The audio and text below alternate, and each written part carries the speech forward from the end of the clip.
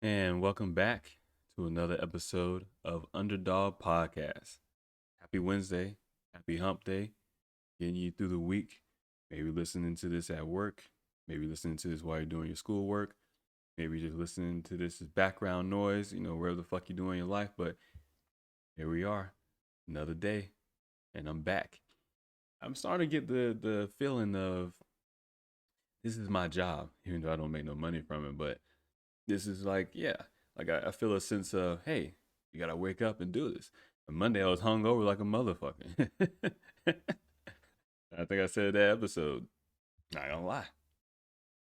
And yeah, I felt compelled, like, hey, you gotta get up, you gotta do your podcast, you gotta do your stream, because if you can't, like I say all the time, if you can't do it for that one person that might be listening, how can you do it for millions of people that could be listening or potential listeners or whatever the case may be?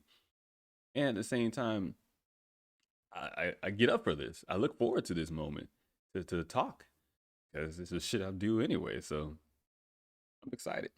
This excitement. This is excitement that you hear because it's such a fucked up world. Somebody's got to say this shit, man, right? Somebody got to say this shit. It's funny. It's a fucked up, funny ass world. So last night I seen there was a message on my phone notification from the Bucks app. And these fuckers, the stupid mayor Jane Castor over in Tampa, decided to last minute have a boat parade today at 1 o'clock. Like I said, when I feel like I treat this as my job as such, my first thought was I can't go. I think one of my friend asked me, he was like, "Hey, you gonna go to it? You gotta go to work." I'm saying I can't go. Obviously, I don't really have a job in a traditional sense, but I mean, doing my own podcast, my own branding, my own marketing, I am the brand. This is my investment in myself. This is my job. And at the same time, my first thought was, shit, I can't go. I'll be doing the podcast at that time. I can't go. I can't deviate from the plan. I mean, if I had a little more time to plan it, then yeah, I could probably, I'll just do an audio recording from there. But at the same time, like, I don't want to do a whole podcast based on just a Bucks parade. Like, fuck that. I mean, like I said, it's things that I enjoy and stuff, but the shit that we talk about here on this podcast, these are the real important things. The pointing out the lies and stuff and understanding what's going on in the world, the financial, the economics, the governments, the so-called politics, figuring out what's going on so we can prepare ourselves. I don't want to say prepare ourselves, but knowledge is power. Fuck, they told me that in third grade when I went to Lincoln Avenue Academy. We're in Lakeland. Like, they told me knowledge is power. Excellence is just the beginning. I can't believe I remember that shit. Talking about sheer fucking indoctrination camp, fucking programming right there. I still remember that shit. As far as the parade, it's a boat parade, which they did when the Tampa Bay Lightning won the Stanley Cup. And the boat parade doesn't bother me. And I know they're gonna do the whole social distancing and masks and stuff, whatever. Okay, I probably gonna go anyway just because they still have the little fucked up mask mandate, which I don't even know how that even goes. Because I could have sworn Governor DeSantis put a order in place where nobody can fine or do anything with the mask, as far as a penalty for not having one. And then I guess your local legislation can kind of make your own rules and stuff. But they have a mask penalty in certain areas. I guess that's what it goes down. In certain areas, they can, because they're incorporated. Obviously, Tampa Bay City is incorporated. So I guess that's what it was. Just he made a mask order and stuff like that, and I guess the governor can't do nothing about it. But at the same time, I think the government, the Governor DeSantis, apparently I think the news tried to call him out about not wearing a mask, and he pretty much was like, how the fuck can I drink my beer? Because it's simple shit. Like, how can you drink your beer? But they did an announcement of the parade today at 1, and my first thought was, well, this is last minute because you don't want nobody there. And you want to if you have a limited amount of people, you can show, oh, look how we're social distancing, or you can show the rest of the country, like, look at what we're doing. Meanwhile, the rest of the country is looking at Florida like, oh, you guys out there living lawless. Nah, we're out here living life. It's a crazy concept. I know. Some of y'all are stuck inside and can't go out and do anything. But yeah, down here in Florida, we're actually living.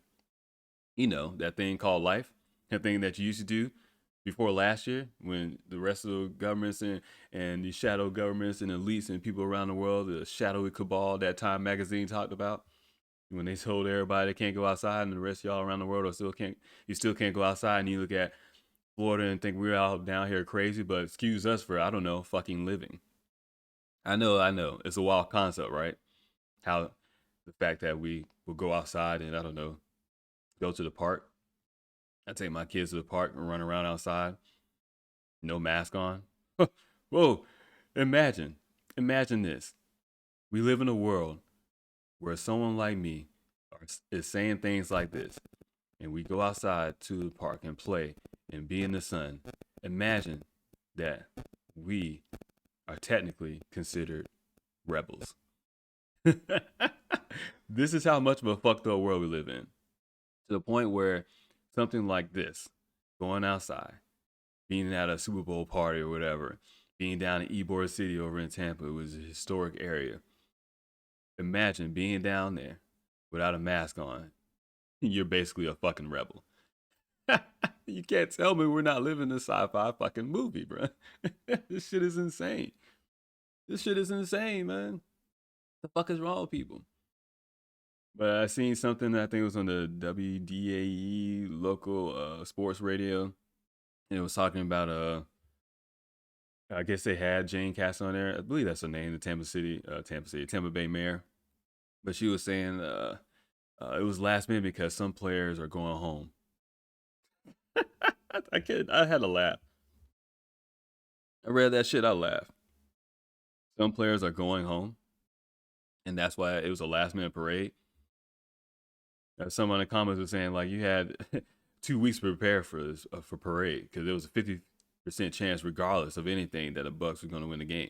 No matter what you want to play the odds of, it comes down to there's only two teams. One has to win.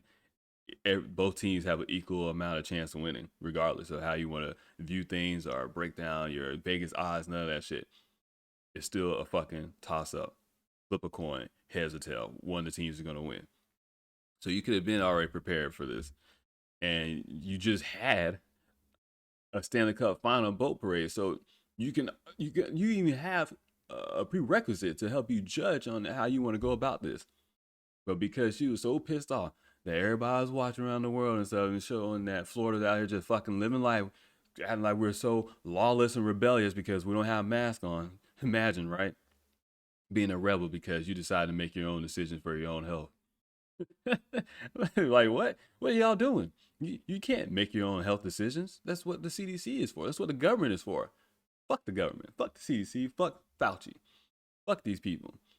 All these people tell you what you can and cannot do with your body. At the same time, they tell you you can do whatever you want with your body. If you want to change your sex, go ahead. Be wherever you want. You want to abort a baby 4 months? No problem. Go ahead. Do whatever you want. You want to walk outside with a mask on? What the fuck are you doing? What the fuck are you doing? You can't do that shit. These people are insane, man. These people are insane. Sometimes I go in stores and I can tell people kind of look at me, but I start to feel like, oh, okay, they're judging me and stuff like that. I ain't got no mask on, but that more or less is me, worried about people who are ready to attack me. So I was thinking worst case scenario. But I dropped that feeling over the past weeks and months and stuff. Now when I go in these stores, grocery stores, wherever, if they have a sign up, I'll wear it. But if they don't have a sign up, I'm not fucking wearing it. Because obviously I'm choosing to be at your establishment, clearly. So I made that choice. I don't have to be at your establishment, your place of business. I don't have to buy from your products. I can go somewhere else. Hell, really, I can stay at home if I can order everything online and come pick that bitch up as well. But I still like to go in stores because God forbid I do things in person and not virtually. So I go in stores sometimes and I can tell people kind of look at me, but now I feel like I get the feeling of, you kind of sense other people's emotions and stuff. I get the feeling of people kind of look at me like, damn, I wish I can do that. Almost like, I don't want to say envious of me, but almost like, yeah, man, he ain't got a mask on. Like, shit, I wish I can do that. More or less, I'm talking about the workers. Say like if I'm in a grocery store like Publix, and they're telling me, I can tell the workers are kind of looking at me like, damn, I wish I could not have a mask on. Wish I didn't have to do this shit. Wish I didn't have to fucking spit and talking to this thing or whatever. And nobody changes out. Nobody changes those things out. You're supposed to. You're supposed to change those out regularly. Your gloves, change those out regularly. Wash hand sanitizer, whatever, regularly. Nobody does that shit. Imagine trying to be sanitary yet still at the same time not being sanitary. Because that's literally what everyone is doing. If you don't change out your mask every couple of hours, you're not following those sanitations guidelines. You're not. If you're not constantly hand sanitizing and washing your hands and stuff, you're not. And at the same time, you can't overdo that shit because you don't want to take away the good germs or bacteria that are on your hands and on your the surface level of your skin. You don't want to do that shit. You don't want to do that. That shit is wild, man. But I just thought it was funny that the Tampa Bay mayor was like, "Oh yeah, we're gonna do a boat parade last minute, knowing damn well nobody can come in the middle of the fucking week on a Wednesday at 1 o'clock." Come on, man. Can't wait till Friday. Because they were talking about, oh, it'll be Friday. Now all of a sudden, oh nope, it's Wednesday at 1. Oh, because some of the players are going home. Like I don't know, majority of the fucking players already live right here in Tampa. It's the Buccaneers, right? Which people apparently call the Succaneers. The people stay here. They live here. They one in Florida because of no sales tax, right? No, not no sales tax. Excuse me. No state income tax. So why would you move somewhere else and pay state income tax? You gonna stay here and get your fucking money for one thing, and they might go back home for vacation and see family members and stuff like that. But at the same time, are they actually in a rush? In fact, would their family members not come down here? See, man, this is what I'm talking about. These officials, these government officials, local, federal, state, doesn't matter. They just say shit. All they're trying to do is impress their so-called peers. They don't care about the people. Because if they cared about the people, she'll just let it go. Like, hey, you guys know what to do. If this was all about caring about the people, they would just say, hey, you guys are smart enough to make your own choice. You can do whatever you need to do for your own health. That's it. That's all it comes down to. Wherever makes you feel better. If you want to wear a mask, then wear one. Then wear one. If it makes you feel better, then wear one. And it makes me feel better not to wear one. There's nothing wrong with that. Everyone makes their own choices. Because, I thought this was fucking America. What was it? To quote, I can't think of his name right now. Oh man, I can't think of his name. Stan's dad on South Park. Oh yeah, I thought this was America. I thought this was America. Fuck no. It is America. America, the land of not the fucking free. For those of you listening around the world, it's probably why you're listening now. Like, man, I thought America was free. Now they over here trying to fuck us like the rest of y'all. This is it. This is our last stand. This is our last stand. All right, man. This nice transition talking about face masks to the today's first topic. When you see in that headline, the episode title. So you got an article here from Wall Street Journal, and I don't think this is behind a paywall. I think I already checked. You motherfucker. God damn it, bro. It is. Oh my god. What the fuck? This is what I get for scrolling down the shit on my fucking phone. Why would you do that, man? Wall Street Journal. Oh, let me hide everything behind a paywall. Yeah, because their articles are so worthy that you will fucking pay for it. Man, unless you give me some insider tips on the stock market, I don't need to pay for shit. Fuck you, Wall Street. Let's kind of look at this half-ass article now. Fucking bitches. So it says face masks go high tech, but do you need one? No. No. There you go. Whole article done with. Understand, people get paid to do this. People get paid to write this shit. People get paid to write this. Meanwhile, me or you can sit at home and do the exact same thing way better. They literally get paid to write this. It says we tested a few smart app enabled masks to see if they're too much trouble or a breath of tech air. What? Was that a hyperbole? I don't even. That was nice. That was nice, Rachel Wolf. Man, fuck it. Let's click on it. Let's see what Rachel Wolf looks like. Let me see her biography. Rachel Wolf is an assistant editor for Off Duty, where she covers food, travel, design, and gear. Food, travel, design, and gear. Oh, we ain't got no picture of Rachel? Okay. Whatever, Rachel. It says, for the past few weeks, I've been strapping on smart masks, a new breed of face covering you have to plug in to charge each night, are paired with a phone app. Their promise, superior or at least geekier. Pandemic protection. Oh man, superior or at least geekier. No, it's just geekier. That's it. The brand behind them back up the claim with a dazzling range of snazzy features. The AirPop Active Plus Halo Sensor Mask. Well, that's not a fucking long, exaggerated name for no fucking reason. It's above $150 on airpophealth.com. $150. Think of all the things you can do with $150. Buying this fucking high tech mask is not one of them. It says, for instance, measures my breathing rate and alerts me when it's time to change the disposable N99 equivalent filter with a washable shell and rubber seal that molds to my face to minimize air leaks. The mask doesn't feel scratchy like other medical grade models I tried. So is this a medical grade model? People even nerdier than me will like that it tracks your location and lets you know the quality of the air and approximate number of particles it protects against you.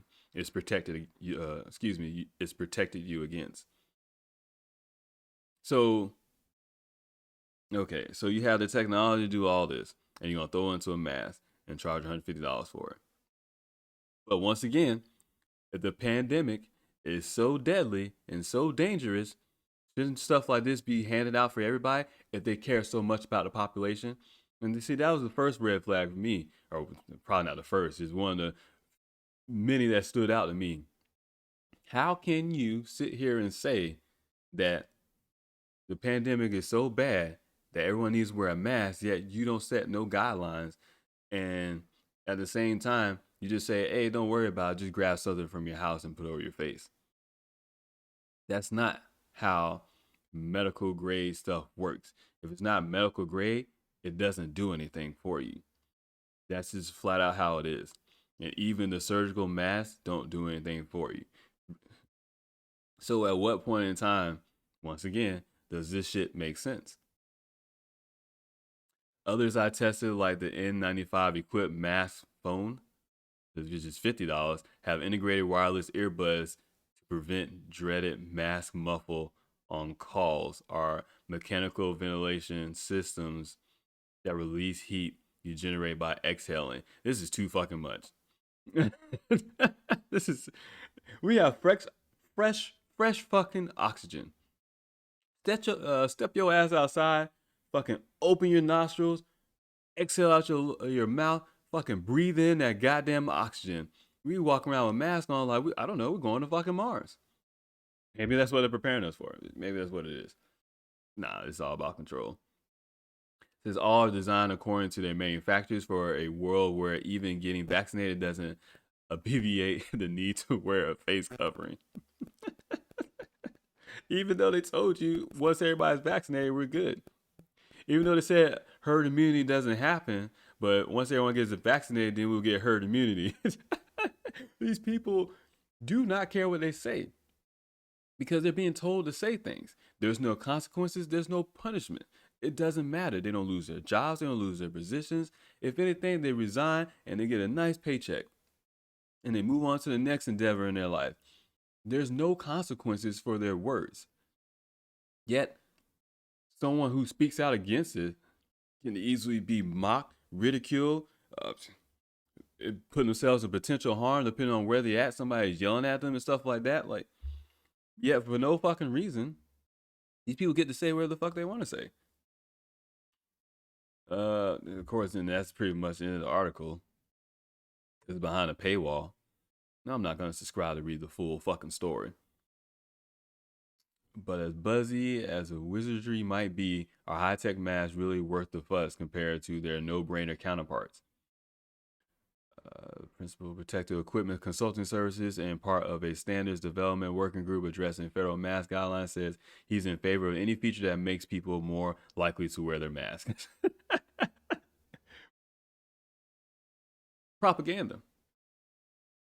So hey, if we can get these tech geeky savvy people, I guess people like myself, like who gets off on the tech and shit, like, oh man, oh that's cool, that's cool. Nah, I'm good. I'm good. I'm good. Because why would I spend $150 on that? Well, why can't I just get an N95 mask? Well, I need to test the air particles. I never tested no air particles in my life. And all of a sudden, I'm supposed to test the virus that they have yet to really isolate outside the body. And I think I talked about it on yesterday's episode, germ theory and terrain theory. Like, you haven't actually really isolated any virus outside the body. What are we talking about here? Understand, this stuff is still all theoretical. Well, they're presenting it in a sense where it's still theoretical. What they know for sure, who fucking knows? They probably know it's all bullshit. The fact that, oh, we gotta get people to wear the masks lets you know that they have no control, that people are tired of this bullshit that they're saying, that we know they're lying. We know they're lying. We know they're lying. That's enough of that bullshit article. Some Bitcoin news, because I love covering Bitcoin because the shit makes me laugh. As the price goes up, yeah, I keep presenting more fucked up news about Bitcoin, but it doesn't affect the price. And I do this intentionally just to show you how this shit doesn't affect the price. The markets are controlled. All the markets are controlled. They control what we see. But you gotta look between the details. You gotta read well, you gotta read the details rather. You gotta look in between the lines. I fucked that all up. Fuck that all up. Fuck that all up. Look between the lines. Read the details. You got an article here from CoinDesk. A mystery entity just set up 20,000 Bitcoin miners in Serbia. A shipment of devices said to be worth up to $60 million was set up in the city of Brastic and set to mining Bitcoin. Oh shit, I need to hurry up. I want to start the not live stream. I want to look into the impeachment trial. It starts at noon.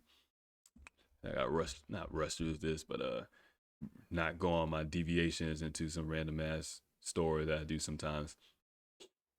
I guess it's not really that random too when you think about it. So it says 20,000 cryptocurrency mining machines have been imported to Russia by an unnamed entity for a major new operation, according to a prominent industry firm. They never just want to fucking tell you who it is, man. December mining devices with a total capacity of 70 megawatts and valued at $40 million to $60 million were imported and set immediately to mining Bitcoin. See how much? 70 megawatts. Megawatts, bro. 70 megawatts. This is how much power Bitcoin mining does. It's not even energy efficient. I know I did articles, talked about it in other podcast episodes as well, but it's not even energy efficient. So this is supposed to be the money for the people. The average, like I said, the average person can't even mine this shit. The GPU processing power that's needed, man, and then to keep the processors cool, you talking about a whole bunch of energy consumption. Bit River CEO Igor Runets said the equipment was shipped from Asia to his own data facility in the industrial city of Brest, Serbia. I talked about this on another episode as well. I think it was February 2nd episode where I was talking about why I don't support Black History Month. And towards the end of the episode, I broke down. You go back and shit, you can't look at the live stream. I think I only have the replay up for like 2 days. Yeah. Huh. Hmm.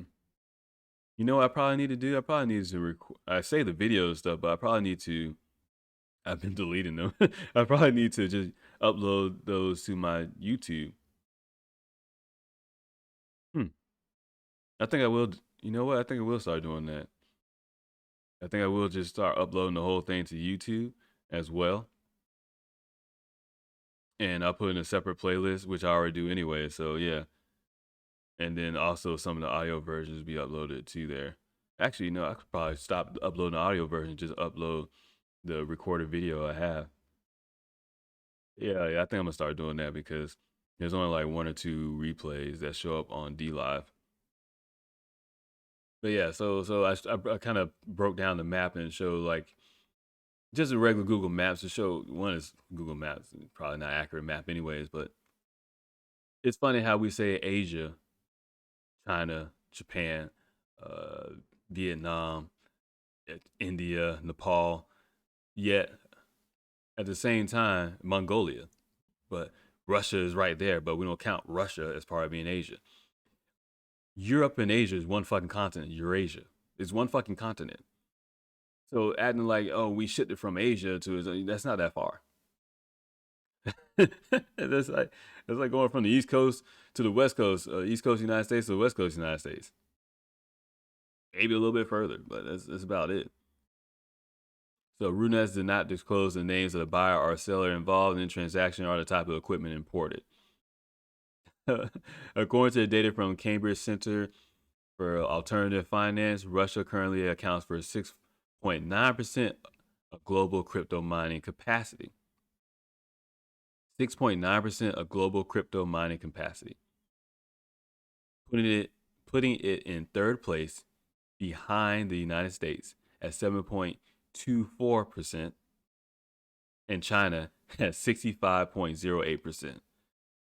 But don't worry, Bitcoin is for the people. People love Bitcoin.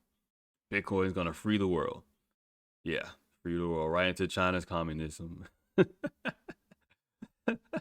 Bitcoin makes me laugh, man. But yeah, this stuff like this will make the stock market or the prices go down and any other thing, but this doesn't do it yet. Elon Musk tweets out something and then bam, the shit goes up. So let me kind of cover some of this stuff that happened yesterday in the impeachment trial. So this is what I was talking about. This is constitution.congress.gov, right? Official government website.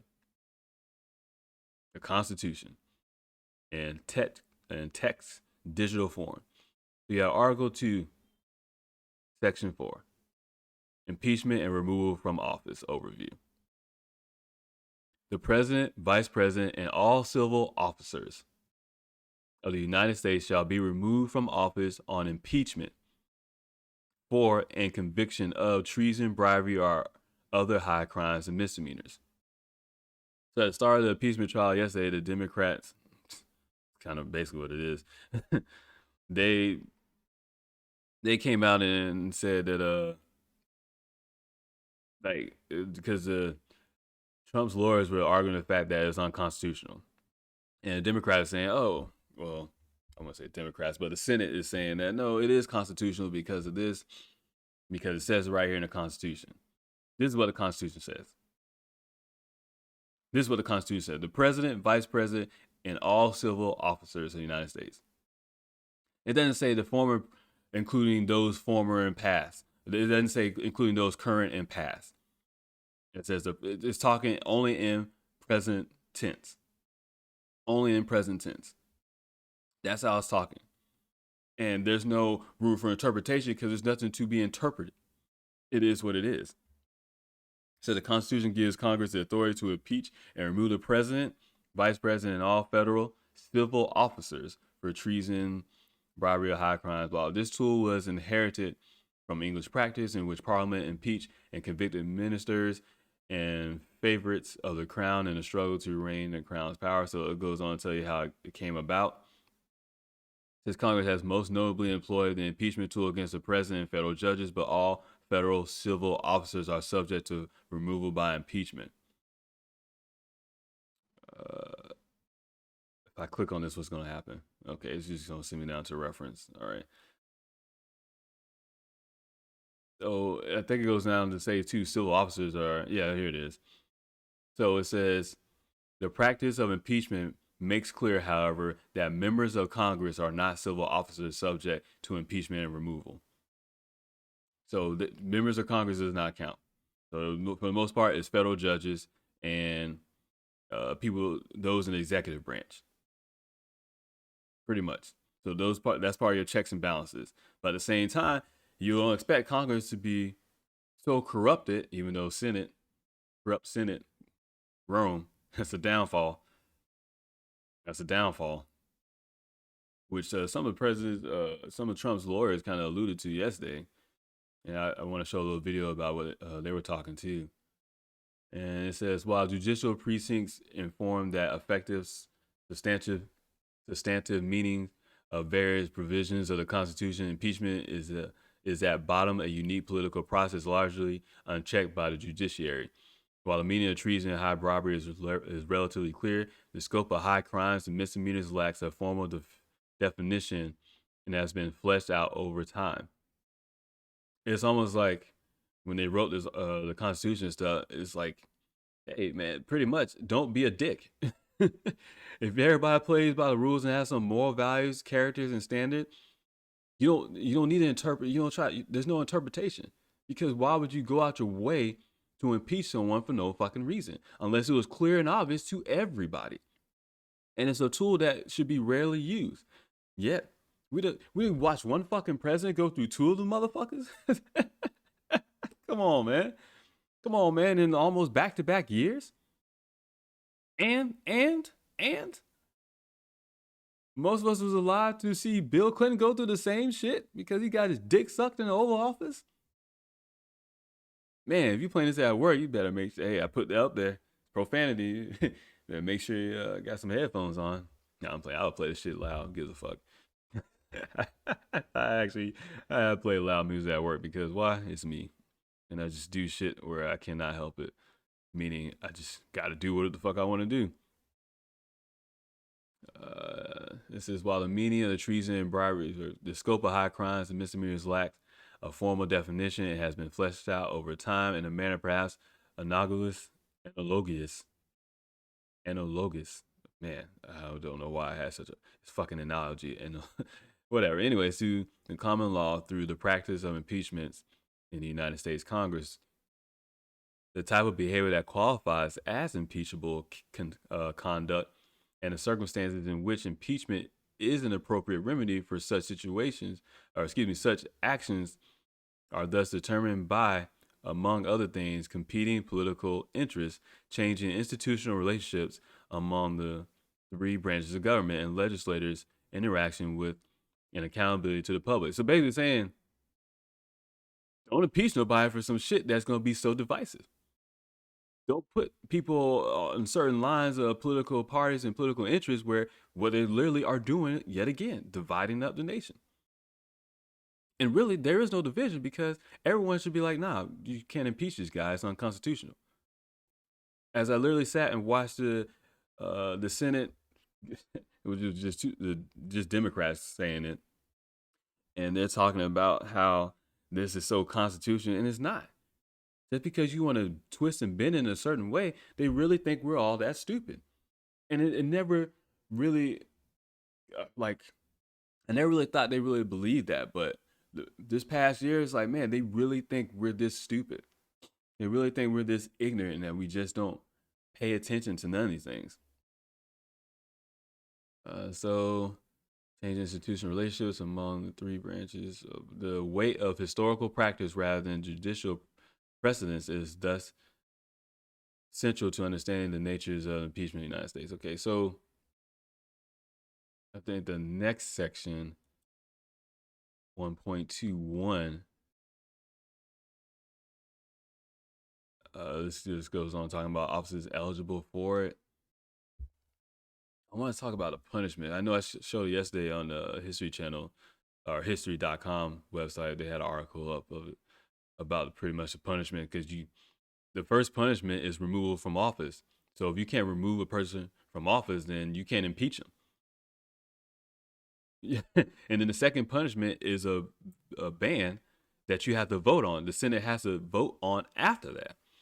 So you can't even, and this is what the Trump's lawyer was arguing. It's like, bro, it doesn't take a fucking rocket scientist to understand this stuff. It's right there. How can it be an impeachable offense? How can you impeach a person that you can't even give the first punishment to? It gets no clear cut than that. You don't need to flip it and interpret some type of way. No, when you try to interpret something a whole completely different way than what it says, you're just trying to make up shit and you're trying to reword it.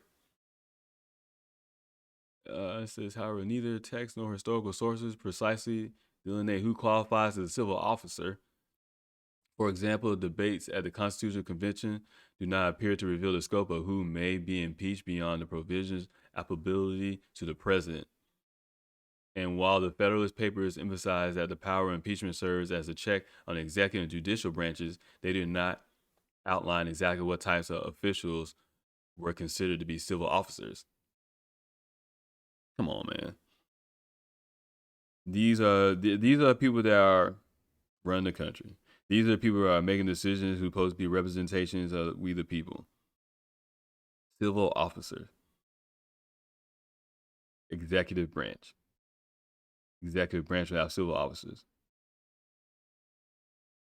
I don't know what gets more. Obviously, it's not military, right? Because it says civil, so civilian, so it's not military. So clearly, we're talking about those who work in government, who's been elected or appointed by an elected official. I just don't know sometimes, man.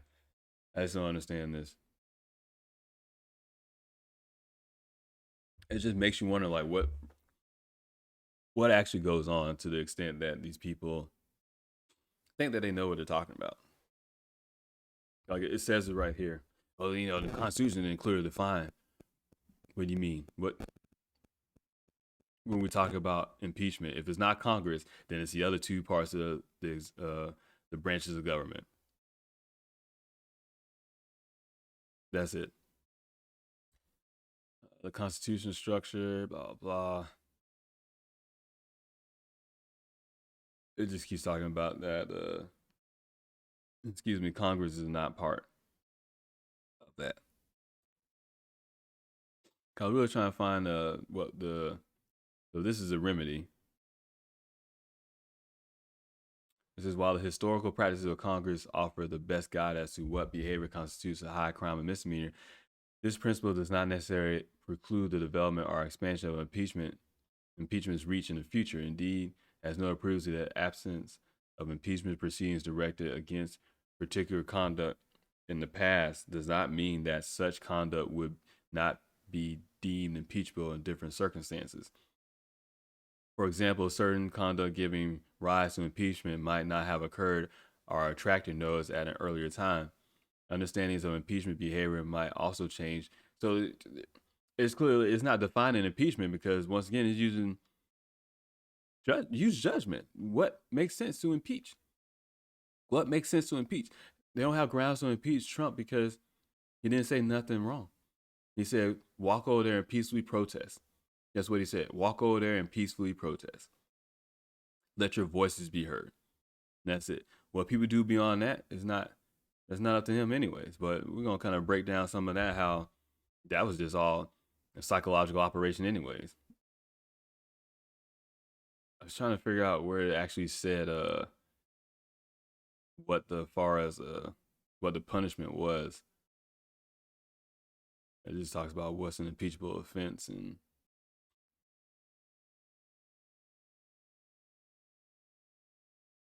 uh and then it goes on to all the different people that were impeached. Wait, I didn't know. So damn it. Yeah, I think that's pretty much it. I was trying to find it last night too, and I still couldn't find it. As far as what exactly is the penalty of impeachment, and I think they went through it over yesterday. As far as Trump lawyers, and then I keep clicking and clicking. I'm probably going to yeah. I'm in section 4, so I'm in a whole completely different section. But no, I just kind of want to show some of that Constitution. So, what far as the Democrats are part and those in the Senate who are arguing against President Trump, this is an article from BBC News.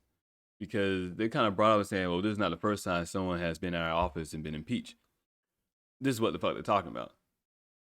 Meet the other American who was impeached and tried after leaving office. So why am I saying first read? First read is your briefing from Meet the Press, and okay, whatever. So it goes on to say, in 1876, as the U.S. House of Representatives was about to vote on articles of impeachment against Secretary of War. That's not a scary name to have, a scary title, Secretary of War.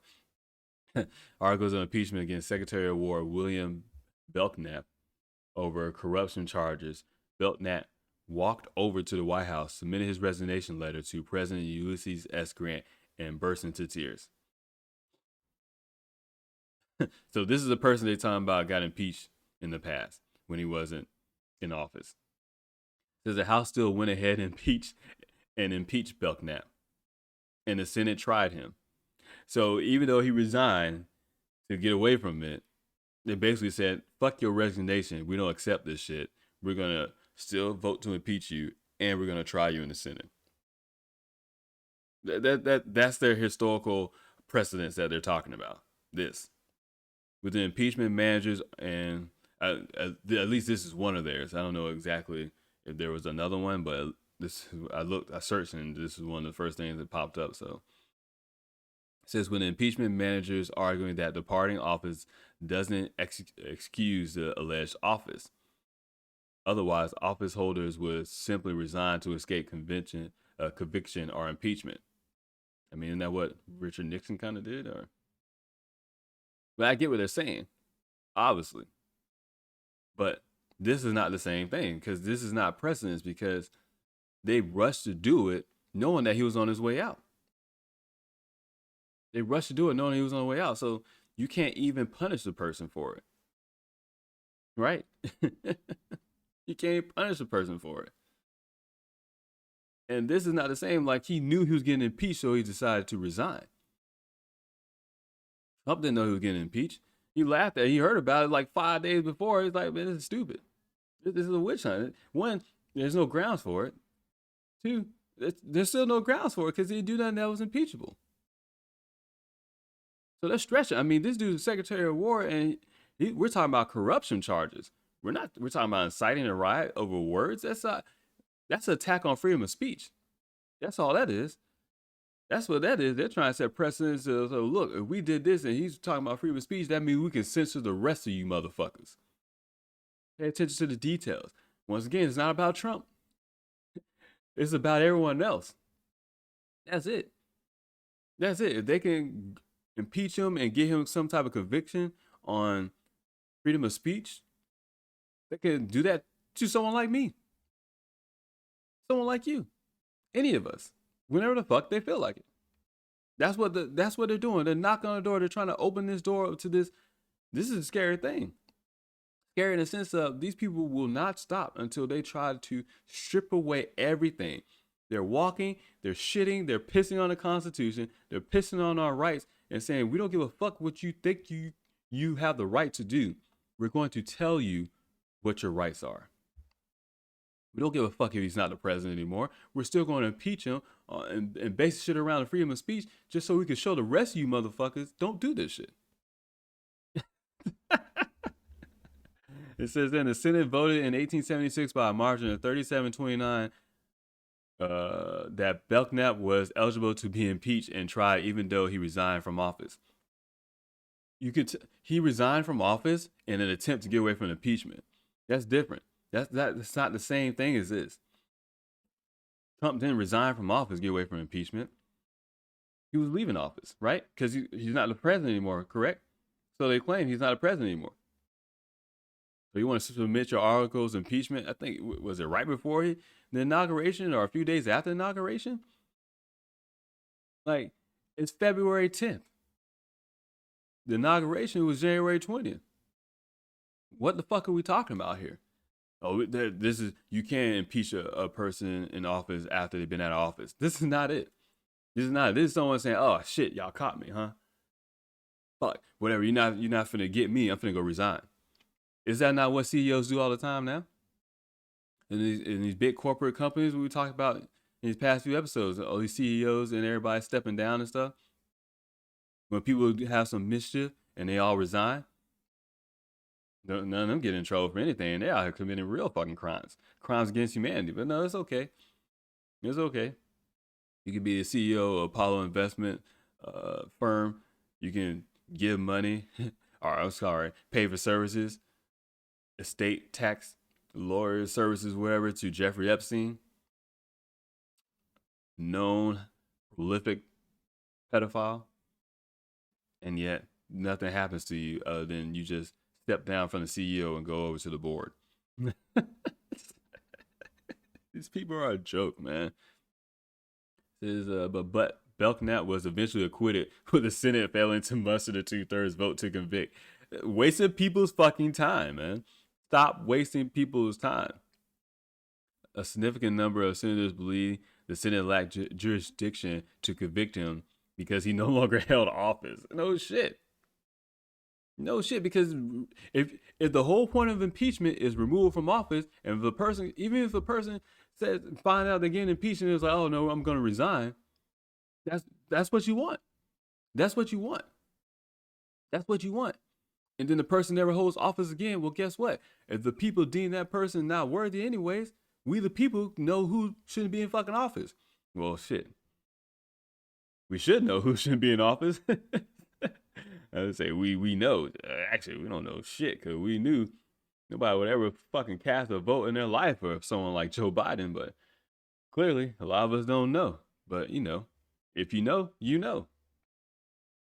So Belknap precedence is instructive.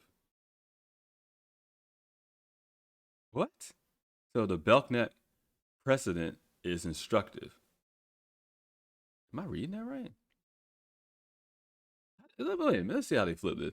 So nearly 150 years ago, a majority of senators voted that you could impeach and try a former office holder for high crimes and misdemeanors committed while in office.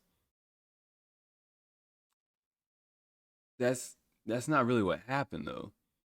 Like, like I get it. I know they word it in a way like, he resigned, but they still impeach him because it doesn't matter. He resigned. Even if he did resign, it doesn't matter. No, he resigned because he was getting impeached. They just continue on with the trial because it was like, we basically don't accept your resignation. That's all they did. All it says is we don't accept the resignation of this person. Continue on with the trial. They just ignored it. They didn't set precedence. They just ignored it. They said, fuck you. Nah, we still gonna do it. That's it. That's it. At the same time, the punishment itself is still removal from office, which they still wasn't able to do. He was acquitted. He was acquitted. So they still wasn't able to convict him.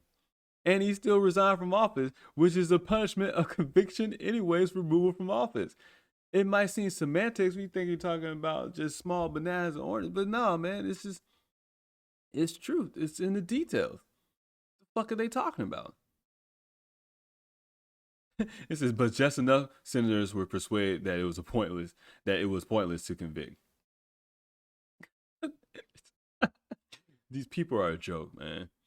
These people are a joke. And clearly, all this does is set precedence that, hey, we don't do this shit again. Don't waste your time impeaching someone unless you know you can actually impeach the person and stuff. And if you're going to impeach them, and if you're going to do the articles of impeachment and you sitting there drawing it up, then freeze any movement. So no resignation, no nothing like that. There's no point in impeaching Trump if he's not going to be in office. And in order for him to be impeached, he has to be removed from office first. He can't get to the second punishment, which requires a Senate vote.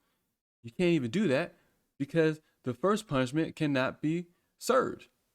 You can't remove him from office if he's already not in office, supposedly, though, right?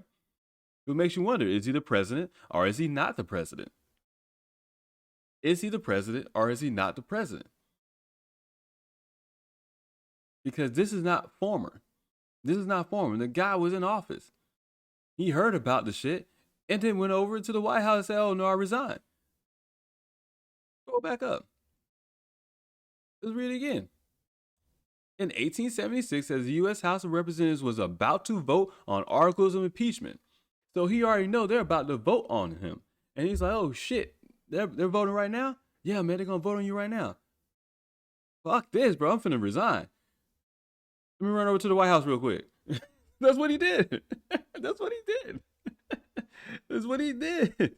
According to this article, that's what he did. In fact, it said he walked over. So I guess he was like, aha, fuckers, you're not gonna get me. I'm just gonna resign anyways.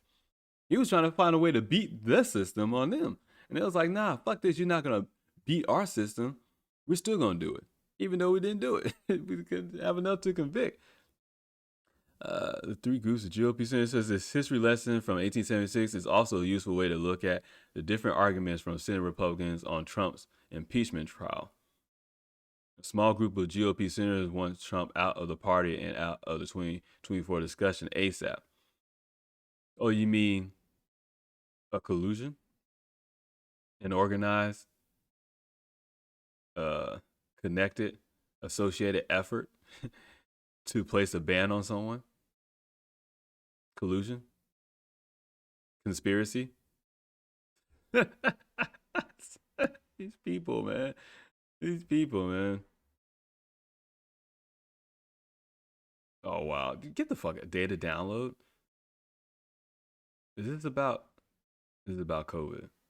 I don't know how this article went from one thing to the next about COVID, but I also wanted to show you all this. Damn, wow, this doesn't look satanic at all.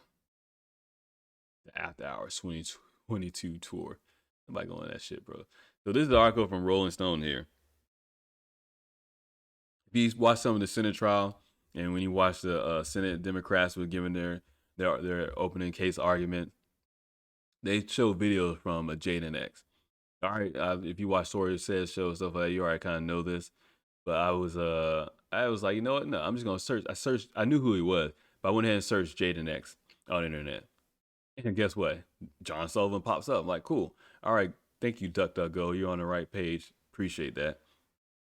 So they use footage in their little that was the most edited video ever, right? That was the most edited video ever. I never seen so much bullshit like that. Like it was like just a normal YouTube video. Somebody sliced it together and shit and put it up there, or spliced together and put it up there. And it was all over the place. They literally didn't even play the full speech of what Trump said because they couldn't. They really think we're that stupid. They really cut it off before the part where it says peacefully protesting and let the world hear your voice. They literally cut that off and they went to a video that I haven't seen, which apparently this dude, John Sullivan, Jaden X has. Because these people are still so dumb to even not take the footage where it says Jaden X in the corner to take that down. Or at least cropped it out, something. What this is, John Sullivan is an inside actor or a bad actor. Somebody betraying as one thing, but really is something else. So it says, I don't think she deserved to die. Black activist who filmed Ashley Babbitt shooting speaks out. Now remember, only QAnons, conspiracy theorists, and Trump supporters was storming the Capitol. Yet here you are, a black activist, John Sullivan was there. What was he there for? Activist and video journalist John Sullivan describes how he captured raw, comprehensive footage of the chaos and violence at the storming of the U.S. Capitol. And he just so happens to be there when Ashley Babbitt gets shot. And check out my episode, past podcast, where I talked about the whole Ashley Babbitt thing and how that was a psychological operation. And this doesn't do anything but confirm it. Because I didn't even know he was there right behind her with the video of it. How did he know to be there? You tell me he just got lucky? He just got lucky. That he knew exactly where to be at when this was happening. And they showed a video that they didn't want to have around on Twitter of the gunman shooting Ashley Babbitt. I mean, if you think she got shot. It says, update, John Sullivan was arrested and charged on January 14th. What is this article? Okay, so this is from January 14th. It says John Sullivan was arrested and charged on January 14th, according to the Department of Justice, with one count of knowingly entering or remaining in any restricted building or grounds without lawful authority. 1 count of violent entry and disorderly conduct. It wasn't violent. The window was open, so he went through the window.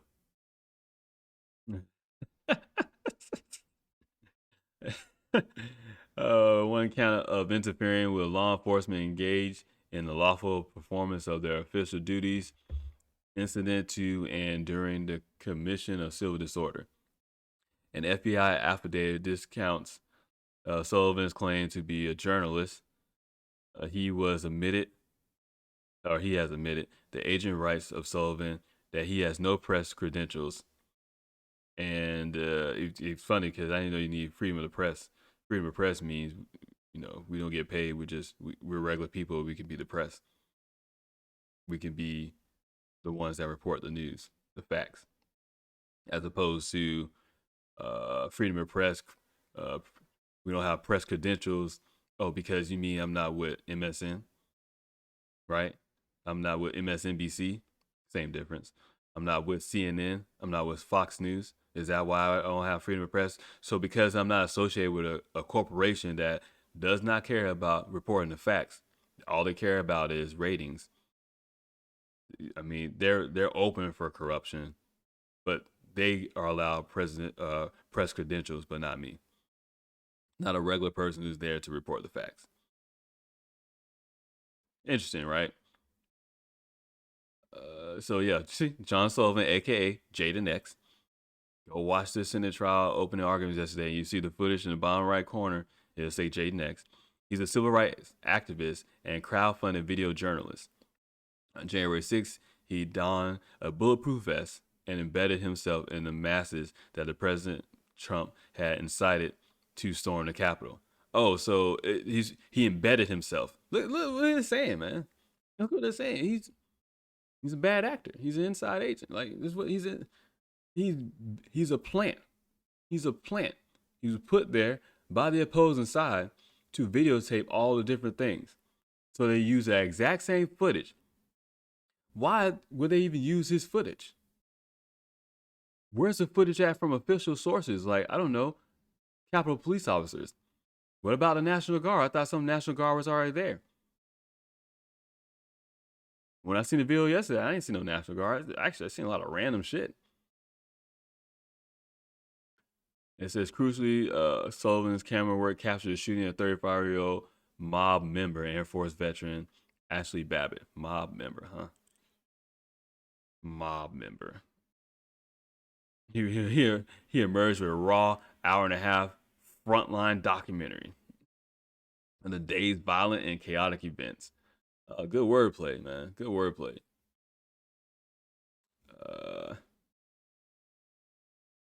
I want to say, okay, so Sullivan's profile is unique. The 26-year-old is a resident of Utah and former competitive speed skater who participated in the 2018 Olympic trials. Didn't even know that.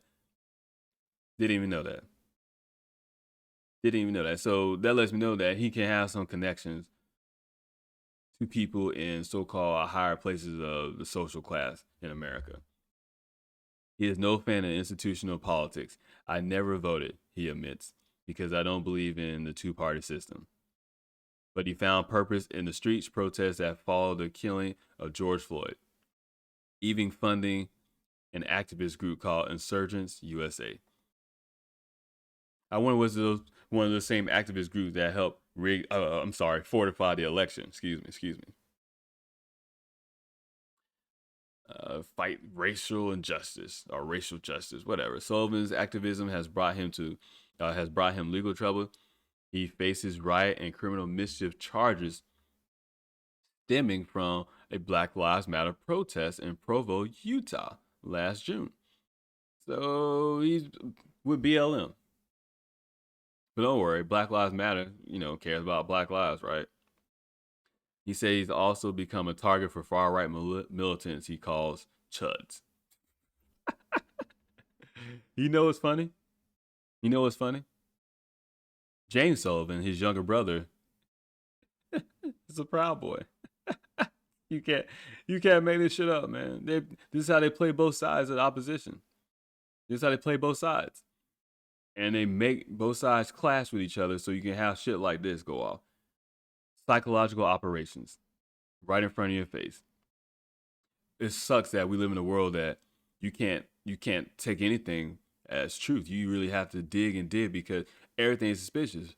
Me and my friend, we was trying to debate what the fuck was going on at a Super Bowl halftime show because we were like, this shit doesn't look real. Is he actually there?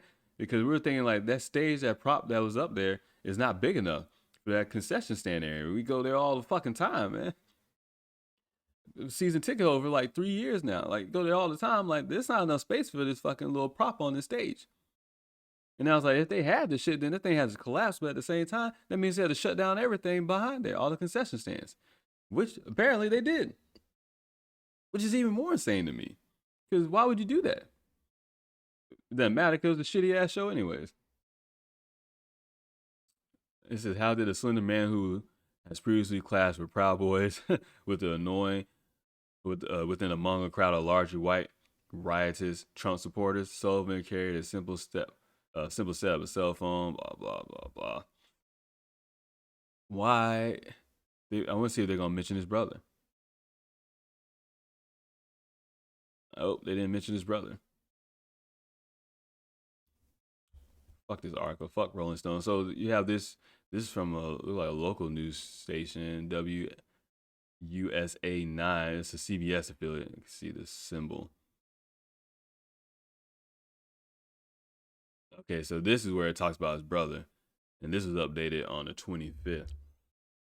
So this man turned in his own brother for his involvement in a Capitol insurrection. Let's check this out real quick. Don't play an ad. Don't play an ad. And the FBI is encouraging people to turn in anyone that they know who was involved in that attack on the Capitol. That means for some people, turning in their friends and even their own family members. Our Adiante Till spoke to James Sullivan, who turned in his brother, John Sullivan, to the FBI after seeing pictures and video of him at the Capitol. And Adiante, I can only imagine this is such a tough decision for a lot of people. It didn't seem so tough. At least, Lorenzo, these brothers, they're estranged. The last time that they spoke was late last year as part of a documentary that they're doing, which is capturing how these two brothers are on opposite ends of the political spectrum. And this isn't actually the first time that James Sullivan has turned in his brother to authorities. I woke up from a nap and I had over like 600 messages that were asking me to identify and confirm that was my brother, John. This is James Sullivan's brother, John Sullivan. The 25-year-old from Utah was arrested and charged for his role in the Capitol insurrection. Let's burn the down. According to court documents, John Sullivan faces charges of entering a restricted building without lawful authority, 1 count of violent entry and disorderly conduct on Capitol grounds, and 1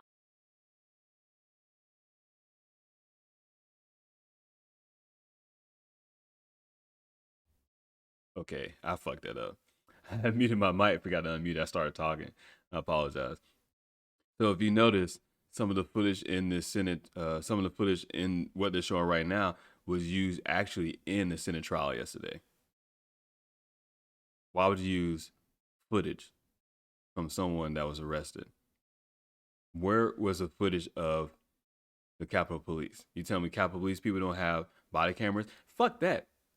You're telling me there's no cameras in the Capitol building, inside, outside? Does that make sense? count of interfering with law enforcement. Dude, you're not helping. You're not helping. You're not helping. You're gonna get me hurt.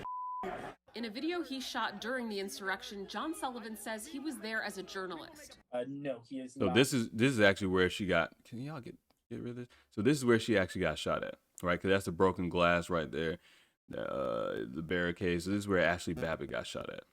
The reporter in any way. He started Insurgents TV, and he just actually like started going into full like radicalism and going and preaching and hosting rallies. Remember, they used his video footage to show that Trump inside the riot. Meanwhile, a straight up leftist was there. Oh, but don't worry, he was just recording for everybody, even though he doesn't have press credentials. Yeah. which makes you wonder how he got in and stuff, and how he fit in and blended in and all this other stuff. And oddly enough, too, he had a woman with him as well. Makes you wonder. CIA asset handler. John Sullivan denied his brother's claims in an interview with our Eric Flack. I have no relationship. I do not talk to him like in any sort of way that he would be even able to get this information. And then also, as far as the allegations that he's saying of who I am, it's just completely false. According to court documents, in June of 2020, John Sullivan helped organize a protest, and someone at that protest was shot. John Sullivan was later charged by Provo police for criminal mischief and rioting. According to the charging documents, John Sullivan saw the shooter, but didn't condemn the attempted murder nor try to stop it. James Sullivan admits to helping police investigate his brother's involvement in that incident, as well as turning him in for his alleged role in the Capitol riots. We believe that It's fun because shouldn't it be the other way around? Shouldn't James Sullivan be there at the Capitol building if he's a Trump supporter? They already said they're on two political sides of the aisle. So shouldn't he be there? Right? Has made a bunch of really bad mistakes. We believe that he does most of what he does for attention. He'll go on video and he'll say that he's Antifa, and then when approached by somebody, he'll say he's not. Pro-Trump? Yeah, I'm just anti-government type. So as far as me being Antifa or doing that with document, it's just that's completely false. I mean, I don't know where you get there's an organization named Antifa, nor is there a membership card that is being passed out. I have my own organization that I run as a media company that I do my video journalism through. That's Insurgents USA. That's I know where I'm from. James Sullivan says that his parents are in denial about their son's involvement in the insurrection, and Sullivan is due to appear in federal court here in D.C. on Friday. It is still unclear whether he'll be in person or virtual. It's funny, right? Because what are the odds of this shit happening? Two brothers in different sides of the political spectrum from fucking Utah. Let's be honest now, from Utah. And I think I read somewhere they're adopted too. This is a setup, bro. This is a setup. Majority of this article talks about John Sullivan, but I want to know. Is he going to show some of this video? Because I want to see what the footage they show. It's a revolution. Let's take this. According to the Department of Justice, 26-year-old John Sullivan is charged with one count of knowingly entering or remaining in any restricted building or grounds without lawful authority. Let's burn this down. That's fun because I didn't see this video footage. I was watching live stream of other people that were there, and like I said before, the live stream I was watching, they walked in the fucking building because the police let them walk in the fucking building. I mean, you can see it. Like, I believe they already had some of the National Guards there. They already had enough forces to Capitol Police. I mean, they got guns and stuff. They got guns. If they want to stop that shit, one shot up in the air, I bet you everybody fucking think twice about what the fuck they doing. That's called riot control. Look up the different riot control weapons that are out there that have been out there in the market for decades. They could stop all this if they chose to. So why did Trump let this happen? And why did the opposing opposition let this happen as well? You're watching theater. You're watching all this shit play out. That's all it is, man. And like I say, I don't like Trump sometimes because this is part of his plan, watching all this shit play out and stuff to open up people's eyes and stuff. Because in retrospect, in hindsight, that's what the fuck is going on. If you really think he sat there and decided all this because he said go over there and march peacefully and protest, and they even showed it. They even showed it during the Senate trial yesterday. They even said it. And this is from the Democrat Party and stuff, the senators, the lawyers that were arguing against Trump. They even said that, look, they wrote in a text for him saying that he was still, as Trump was still speaking, they were storming the Capitol. Wait a minute. How do you incite a riot if you're still talking? And the people that you're supposedly who you use to incite the riot are going off your words. You don't think they would have stopped to listen to everything else he was gonna say first? Is that how these things work? They think we're this fucking dumb. The reality, we accomplished this. We did this together. Yeah. Where's Capitol Police at? In history.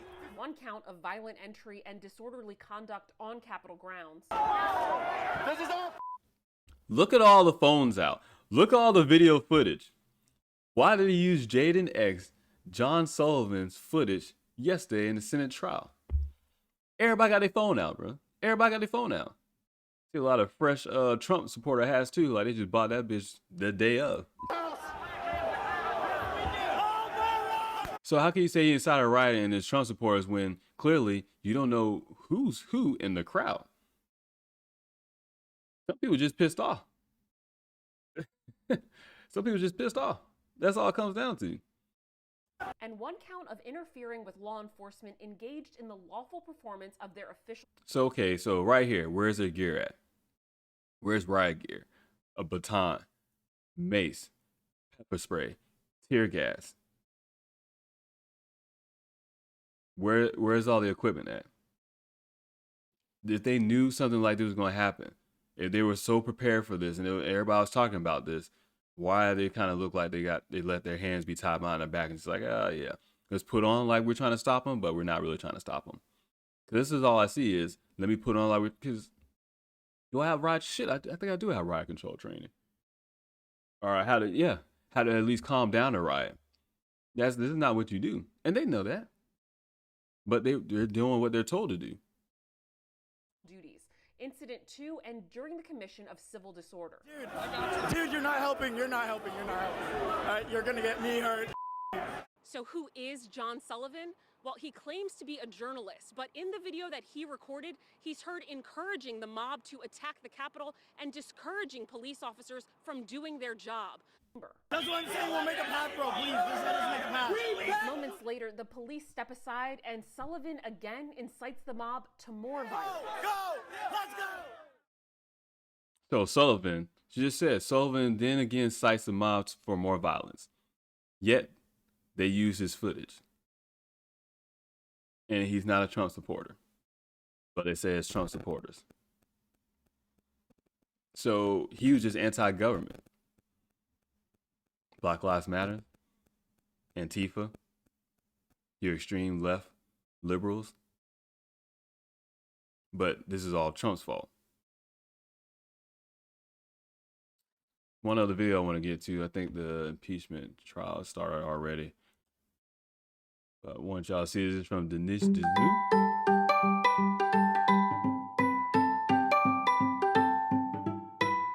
But the political pendulum will shift one day. This chamber. I ain't read the title. It says Trump lawyer drops the truth bomb on Democrats. They will have to realize is reality. And it's basically what they're just giving a premonition like, hey, do y'all really want to go down this road? I don't think y'all really want to go down this road.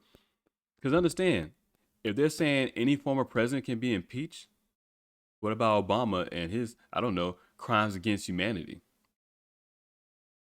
Well, if something happens and Joe Biden's removed from office, can he still be impeached as well? What about George Bush Sr.? What about George Bush Jr.?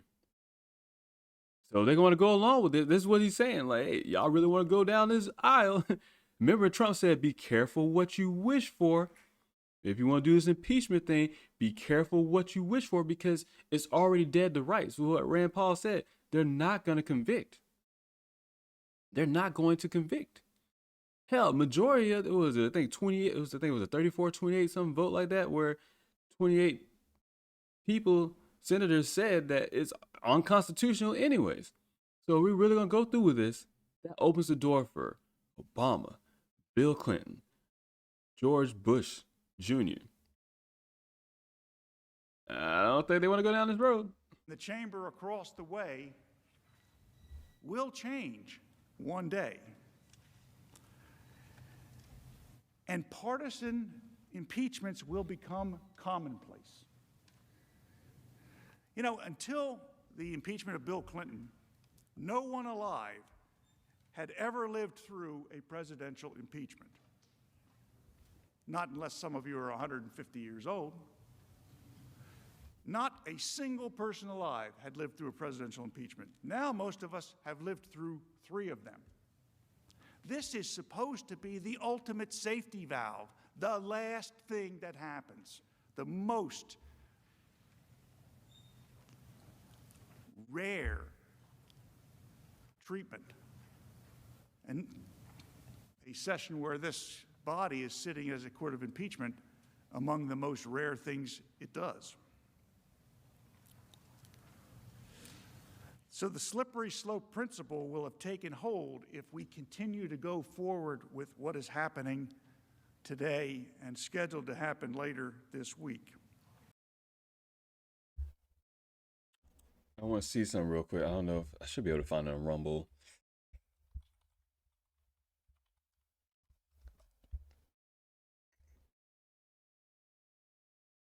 What? Okay, let me check YouTube real quick. I gotta actually no, I gotta go to YouTube anyways. So looking on a live stream, but I want to show a video of James Sullivan as he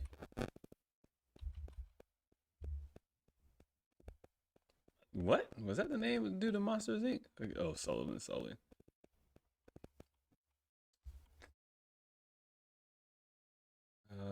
Here's something like that.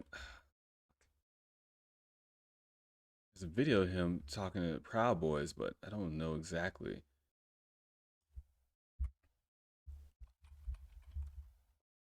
Where it's at, or where I saw it at. Oh, get the fuck out of here, bro. Get the fuck out of here. It's right here on CNN.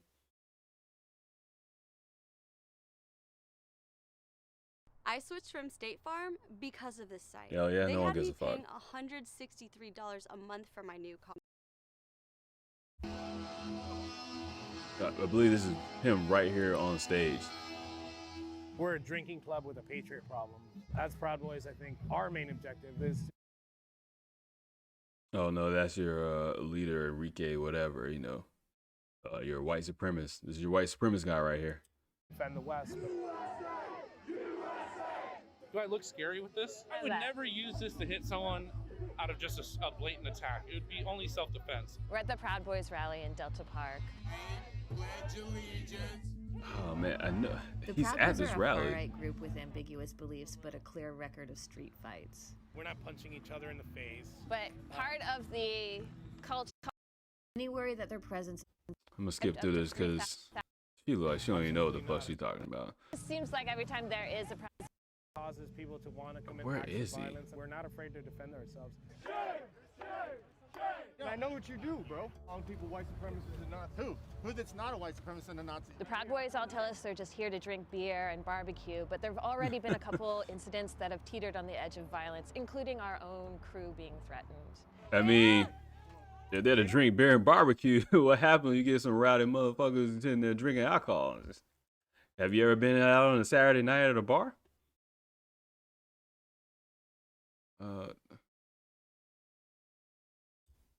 Maybe this is it. Yeah. We got a guy coming up here right now who wants to give us bad audio some right words there. of encouragement. Talk about BLM. All right, you hear audio. What's your name? James Sullivan. Here we go. James Sullivan. James Sullivan. James Sullivan. How come that other article didn't talk about this shit? Maybe it did, maybe it skimmed through it, but the little thing that we watched, the lady didn't say it. All right, hey guys, my name is James Sullivan. I'm from Utah. I'm part of the Patriot group that came out from Utah, the Proud Boy chapter. From Utah, right? And this is something Tori Says Show has pointed out, and I kind of wanted to pass on this information. And just in the same format which she said, this is what they do. This is what the bullshit that they do. They play both sides, and they put both sides against each other. And both of these brothers, they know well who each other are. They know what's going on in their lives. CIA assets, psychological operations. That's it. You realize one against the other. So, your opposed oppositions, your controlled opposed oppositions. The group that I'm part of is called Civilized Awakening. I founded it back with my brother John Sullivan. Organized the he's Antifa. He organized the pro. He said, "It's a group I found back with my brother John Sullivan." Yeah, let's go back. Let's turn on the captions. Maybe let's see what it says. The group that I'm part of is called Civilized Awakening. I founded it back with my brother John Sullivan. Civilized Awakening with my brother John Sullivan. Yeah, my brothers, we don't have no relationship. We don't talk to each other, blah, blah. Organized the he's Antifa. He organized a protest where a shooting occurred in Provo, and that's when you saw the rise of the Patriot movement in Utah. Not saying Proud Boys weren't there first, but anyways. A lot of what we've been doing at Civilized Awakening, Blue Lives Unite, everyone. And he goes on to say that, but I want to. John Sullivan, he was an Olympic hopeful. He was a speed skater. He started two third-party logistics companies. Was conservative, and they manipulated him. And Black Lives Matter came to Utah. He was at the D.C. Capitol saying. So he's a conservative first, and then he switched to Black Lives Matter, but he's not. He's anti-government at the same time. And see, they're all over the place because they have no. Like you say, they have no political ideology. They have no nothing. They're just being manipulated. Both of them are. Going to pull the president out of office. That black man, that was my brother. He was raised by Lieutenant Colonel John Sullivan. I saw firsthand as a radical left. Raised by Lieutenant Colonel John Sullivan. Look at that. Look at that. Ties, man. Ties. Ties to the military. Did I have to say CIA asset? Fuck me. I can't believe I said that shit on this. CIA asset. God damn it. Radicalized and manipulated my brother into self-oppression when this country, when capitalism gave him everything that he holds dear. It is very I wanted to see like an up-close shot, whatever, but let's go ahead and look into on what they're doing in C-SPAN right up here, because that's what I was watching yesterday. Say, did you know protein may be the cause of your arthritis and chronic joint pain? Nope, but now I do. Thanks a lot, guy. The cops and stormed our Capitol. He defended us, and he lived every minute of his oath of office. And afterwards, overwhelmed by emotion, he broke down in the rotunda. And he cried for 15 minutes. And he shouted out, I got called. So I'm going to turn it down a little bit. As he talks, 15 times today. As he talks, pay attention to the pandering, that which is going to be on full display here. Pandering, pandering, pandering. Not facts, all emotions. Face, and I said, what the F, man? Is this America? That's the question before all of you in this trial. Is this America? Can our country and our democracy ever be the same if we don't hold accountable the person responsible for inciting the violent attack against our country, our capital, and our democracy, and all of those who serve us so faithfully and honorably? This dude is such a clown, man. It was so nauseating listening to this shit yesterday. He's such a fucking clown, man. It's fucking theater up here. Facts, bro. Stick to the fucking facts. A roadmap of our evidentiary case.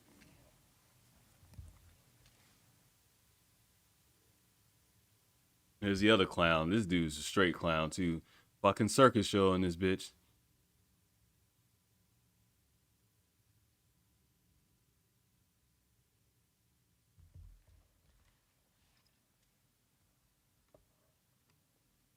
Probably gonna sit here and stream it for another 30 minutes. I want to be done by around 1 o'clock so I can go ahead and upload the audio version of the podcast. And since I got one computer, shit. Mr. President, I try to do what I'm here now. Distinguished Fuck it all up. Counsel. Like several of you. No, promise you. Does this dude look how he looks in his mannerism and how he talks? Does he not look like fucking Barack Obama? Pay attention to how he talks in his mannerism. It's like he went through the same coaching and training. And this is something I noticed, and then Tori says, she popped it out and said the same thing too. I'm like, yeah, I feel like we're on the same page sometimes. But this is the shit I'm talking about. Look at this motherfucker, man. Especially if you just listen to the audio version, you would just think it's Barack Obama. If you didn't really pay too much attention to the voice, because the words and the diction and how everything is pronounced. We know now that we can no longer take that for granted. Because as lead manager Raskin explained on January 6th, the peaceful transition of power was violently interrupted when a mob stormed this Capitol and desecrated this chamber. Desecrated. As you'll see during the course of this trial, that mob was summoned, assembled, and incited by the former President of the United States, Donald Trump. And he did that because he wanted to stop the transfer of power so that he could retain power, even though he had lost the election. Yeah, he didn't do it. He didn't do it, before the inauguration, any other time when he had the nuclear weapons, codes, and all of that stuff. He didn't do none of that stuff. To stop it. But he tried to get people to go in there, even though he's the president of the United States and he has all his power. And prevent something like this from ever happening again. He must be convicted. Now, I want to be very clear about what we will show you during the course. And this is Republican Joe Negussi from Colorado. Our case to you today. Our representative, tomorrow. It'll be helpful to think about President Trump's incitement of insurrection in three distinct parts: the attack, the provocation, the attack, and the harm. Let's start with the provocation. We will show during the course of this trial that this attack was provoked by the president, incited by the president. And as a result, it was predictable and it was foreseeable. And of course, that makes sense. And this mob was well orchestrated. Their conduct was intentional. They did it all in plain sight, proudly. You see, they're just projecting. He's telling you they did it all in plain sight. The psychological operation of them, the leftists, the globalists. They were doing this for him. Yeah, because they were out there doing it for him. Patriotic duty. Yeah. This makes sense. Predicted that he would protect them. And for the most part, at what point did that look coordinated other than the choreograph of the Capitol Police to stand by and not do much, other than all the camera people knowing your Jonathan Sullivan knowing to be in the right fucking place at the right time? He had the power to stop it. And he didn't. Now, some have said that President Trump's remarks, his speech on January 6th, was just a speech. Well, let me ask you this. When in our history has a speech led thousands of people to storm our nation's capital with weapons, to scale the walls, break windows, kill a Capitol police officer? This was not just a speech. You mean the guy that died from the guy that died from pre-existing medical conditions? That's what they're talking about? Exactly where that mob came from. Because here's the thing, President Trump's words, as you'll see, not from a rally that Trump was still January speaking 6th, at. In that speech, just like the mob's actions, were carefully chosen. Those words had a very specific meaning to that crowd. And how do we know this? Because in the weeks prior to, during. Once again, too, if this is all true, this is all going on and stuff like that, why does he have to keep reading down to check his speech? Over and over. Three things. You can see them on the screens. First, what lead manager Raskin referred to as the big lie. That the election was stolen. Full of fraud. The election rigged. Was fortified. You will hear. It was fortified. Remember? Time Magazine told us it was fortified. That lie to Mike urge Podhoser, supporters to Laura never Quinn. concede and stop the steal. And finally, you will hear the call to arms. That it was his supporters' patriotic duty to fight like hell. To do what? To stop the steal.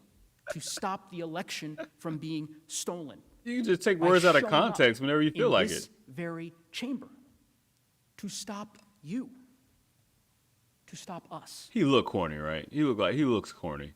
I'd respectfully ask that you remember those three phrases. You know, as Barack. you consider the evidence. You know, Barack today. Obama is on his fucking Election wall. stolen. He fucking Stop looks the up and steal. prays to. And fight like hell, because they did not just appear on January 6th. Let me show you what I mean. Let's start with the big lie. You will see during this trial that the president realized really by last spring that he could lose. He might lose the election. What? So what did he do?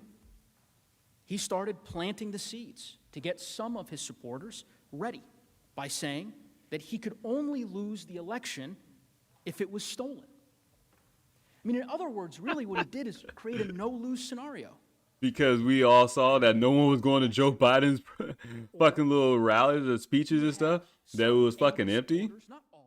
Because they're telling you that you will follow one man as opposed to paying attention to yourself and seeing the facts and making up your own decision. Once again, they talk to all of us like we're stupid. Those of us that vote for Trump or whatever, didn't even want to vote for Trump, but still support him, just didn't vote. Wherever the case may be, they treat us all like we're fucking stupid. Like, oh, you know, there's one man inside for all because everyone else follows him. They literally think the rest of us are fucking stupid because they're saying that because of what Trump said, everyone else decided to do exactly what he said, even though all he said was peacefully walk down there, protest in a patriotic way, let your voices be heard. Go look up the video, go find it. This is insane because, and it's something, one of those things I could show you. This election, see what they show. Take it away from us. That's the only way they're going to win it. We're not going to let it happen. It's the only way we can be, it's the only way we can lose, in my opinion, is massive fraud. We all know what happened. Also understand that he says that as the sitting president of the United States of America. When was the last time that a sitting president of the United States of America, the commander-in-chief of the armed forces, remember Air Force, or excuse me, Space Force, cyberspace, they have the technology, 17, now 18 intelligence agencies and part of the intelligence community. If he's saying that the election will be rigged and be stolen, guess what? It's because he probably has the intel. Holding up signs, stop the steal. The Democrats are trying to steal the White House. You cannot let them. You just can't let them. Now, while he's inciting his supporters, he's also simultaneously doing everything he possibly can to overturn the election. First, he begins with the courts, a legitimate avenue to challenge the election. But he ignores all of their adverse rulings when all of his claims are thrown out. Then he moves on That wasn't all. trying to pressure state election officials to block the election results for his opponent. That wasn't all his claims. Once again, sitting president of the United States is saying, hey, this stuff is happening. Why are we not taking his word? He's a sitting legal president of the United States of America. He's not pulling shit out of his ass. He has the intel.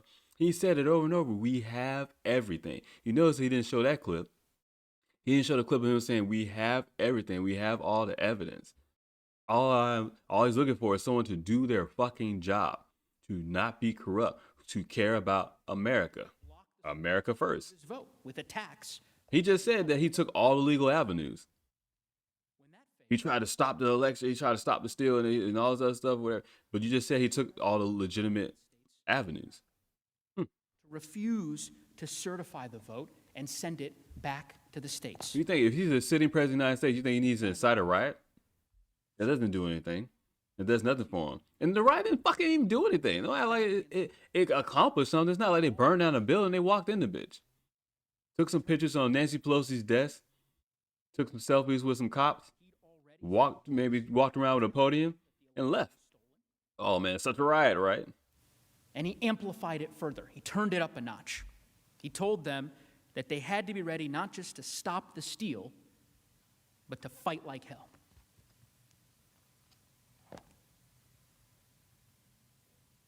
We're in a fight for the survival of our nation, and we are going to keep on fighting. We will never surrender. We will only win. Now is not the time to retreat. Now is the time to fight harder. What are words without context? Pay attention to Fight like hell, I'll tell you right now. all the little excerpts that they're showing. Break. We will not yield. Put it into context. Give in. We will never give up. We will never. What's the difference between that and Black Lives Matter? Or when they support Black Lives Matter protests and they talk, obviously the other side is going to come out with these arguments as well. It's political theater, man. It's bullshit. The president made these statements. People listened. Armed supporters surrounded election officials' homes. The Secretary of State for Georgia got death threats. You don't think Officials those people were gonna do that shit anyways? You really think that we didn't all sit here and see it and we're mad as fuck? If you really paid attention to what was going on, you don't need nobody to tell you, hey, go do this. You would be mad as fuck already.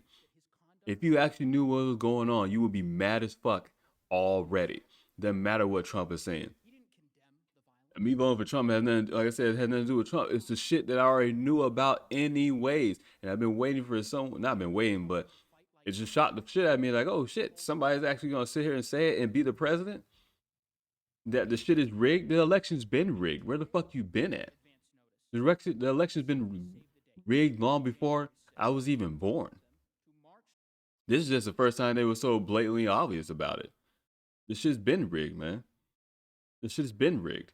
Day that we were certifying the election results. And what time was that rally scheduled for? The exact same time that this chamber was certifying the election results in joint session. Left side of the picture, 1:03 p.m. Pelosi gavels in and Pence begins presiding over Senate. 1:11 p.m. numerology, numbers mean things. Trump finishes speech.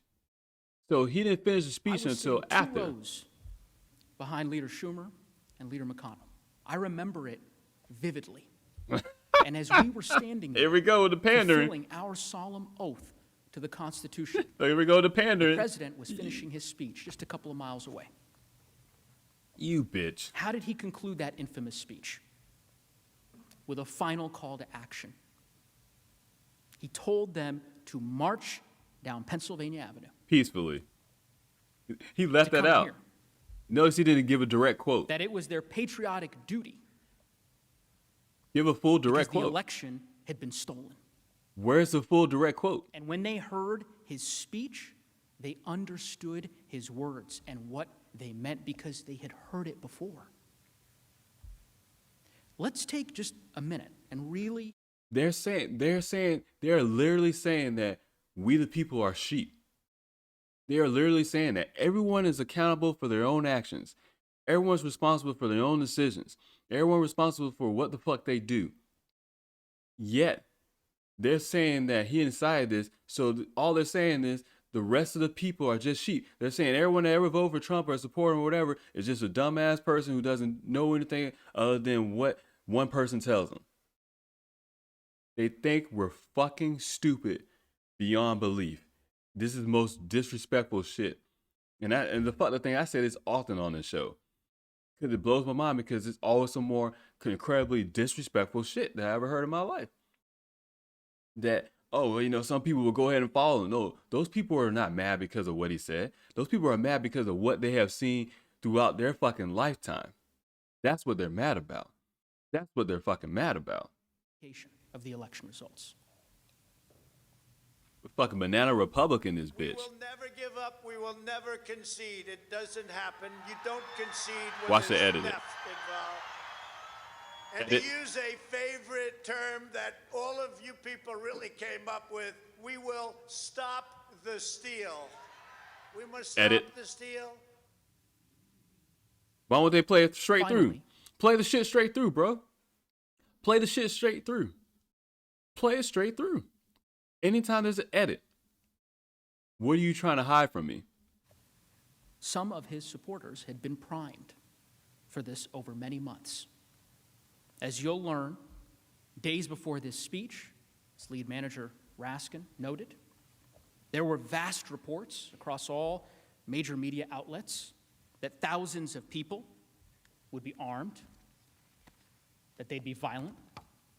You'll learn that Capitol Police and the FBI reported in the days leading up to the attack that thousands in the crowd would be targeting the Capitol specifically, that they had arrested people with guns the night before the attack on weapons charges. And this is what our commander-in-chief said to the crowd in the face of those warnings right before they came here. We will not let them silence your voices. We're not going to let it happen. Not going to let it happen.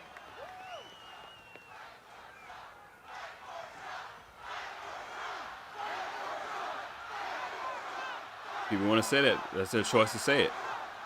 Thank you.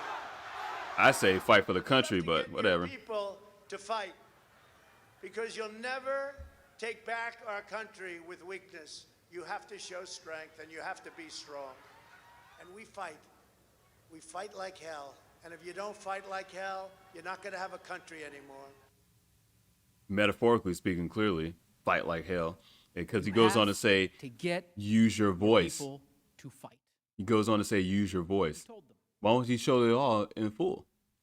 Senators, this clearly was not just one speech. It didn't just happen. It was part of a carefully planned, months-long effort with a very specific instruction. This is not about convincing the senators. They already made up their mind. They already made up their mind. This can't even be an unbiased trial because they already seen all the information. This is not a regular jury of your peers where you're kept away from the information. You don't know what's going on. You can just look at the facts. They're all biased already. Like I said, this is all dead to rights. This is just political theater. That's all this is. Because those 28 so whatever, they don't have enough to convict. We already know that. They don't have enough to convict. And at the same time, those 28 people who said it was unconstitutional, they're questioning this already even more. Who he's talking to when he tweets or when he makes statements. He knows who he's talking to. He knows what he wants them to do. And the fact that he said the things he's been saying. Like, oh, well, let me get a former White House chief of staff on here because, clearly he knows, he knows all about Trump. There's a reason why he's former. He was disloyal. He was a liar. You just betrayed him. That's it. Oh, he's an insider. He's telling Trump. He's telling the world exactly who Trump is. You mean the same? So he's telling everyone exactly who Trump is, and it just so happens to be the same thing that the media is saying. All they're doing is counting on you and everyone else around the world believing that if enough people say it so, then it makes it true. But that will never be true. That will never be facts. The whole world can say it, doesn't make it right. Doesn't matter. The whole world can say the same dumb shit. All it means that everyone is echoing the same dumb shit. That's it. Events of January 6th and the evidence in very great detail. They are painful to watch and to recount, and I'm not going to repeat the evidence now. But I do want to be clear about what also happened during that terrible attack, and that is this, that President Trump once again failed us. Because when the violence erupted, when we and the law enforcement officials protecting us, protecting you, were under attack, as each of you were being evacuated from this chamber. So there is a violent insurrection on the Capitol building, yet regular people weren't hurt. They're worried about themselves. Because God forbid, somebody goes into their holy sacred ground. Because all they're talking about, us. And he alone had that power. Not just because of his unique role as commander-in-chief, but because they believed that they were following his orders. Yeah, because that makes sense. They said so.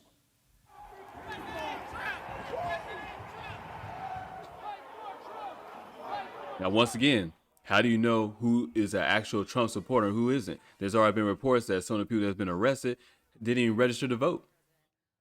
And some of them were Democrats. What we were called to do, President Trump requested that we be in D.C. on the 6th. Okay. You heard to peacefully protest. To peacefully protest. To peacefully protest. To peacefully protest is what he said. Let your voices be heard because the whole world is watching. He also said that the mainstream media has already cut off this thing. I was watching Bright Side Network. I think is what it is.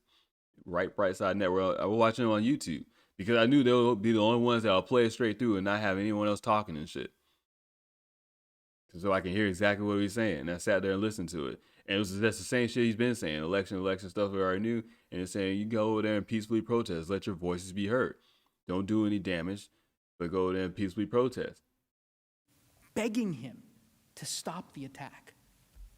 And you will see his relentless attack on Vice President Pence, who was at that very moment. It's amazing how they're saying he has so much power, but at the same time, the same people are saying that you should ignore him. He doesn't have any much power. He'll be out of office soon. So which one is it? He has power over his supposedly stupid sheep people or whatever. That's because all they're doing is calling anybody that supported him or not supporting anybody that's against the government and what's going on. All he's calling those people is sheep, saying that they'll just follow whatever. They're calling people stupid. They're calling American citizens stupid. When they say that the blame is on Trump, they're calling American citizens stupid. He didn't incite nothing. He's saying fight like hell for your country because these people are literally trying to steal it, which they admitted to in the Time magazine article and they said, no, we didn't rig it. We fortified it. The censorship, all this stuff, yet you think people are just mad because Trump told them to be mad? Don't buy this shit, man. Don't believe into this shit. We're smarter than this. Everyone is smarter than this. No one's buying this shit. And they know no one's buying this shit. He said, stop the steal. You keep saying the same shit over and over. There's no evidence. Where's the evidence, bro? How many lives would we have saved? Where's the evidence? Not your edited videos. At the end of the day, the president was not successful in stopping the certification. That we know. Thanks to the bravery of our law enforcement. He said that we know. The bravery of the senators in this room. See, look. Pat yourself on the back. Suck your own dick. The bravery of the senators in this room. Bravery of what? Bravery of what? No one even came close to y'all. All they were going to do is go in there and just yell. To our elected leaders. They never got close to our them. Families. To all who work in the Capitol, our staff. Minus the people that they send out to war all the time. To our brave Capitol Police who defend us tirelessly with little thanks, who believed that they had a commander-in-chief who would defend and protect them and instead put them in harm's way. To those killed for heeding his command, to our democracy. They have to appease to your emotions because they can't appease to the logical side of your brain because they know if you sat and thought about this shit, you'll be like, what the fuck are we doing? This is stupid. It's a waste of time. So that means every rapper, every rock artist, every singer, everybody ever said, fight for this, all this stuff. That means everyone is subjugated to the same type of criminal treatment. That's what they're saying. And he didn't even say violence. He said peacefully protest. Why would they not show the clip of him saying peacefully protest? Why would they not say it? Fuck it. Let's see if I can find it. I just want to find a quick excerpt. I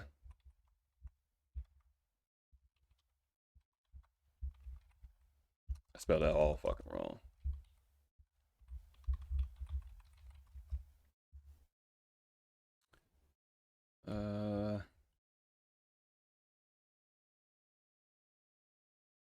Sky News Australia. Oh, thank God it's muted. I don't want to hear her ass fucking trying to sell me anything. Violence has erupted in downtown Washington, forcing Capitol Hill into lockdown. These are live pictures coming from the scene as pro-Trump supporters clash with police. Both the House of Representatives and Senate are in recess after protesters breached security, standing outside the Senate chamber. This is not a video I wanted. Lawmakers debate a Republican objection to Arizona. This is not a video I wanted.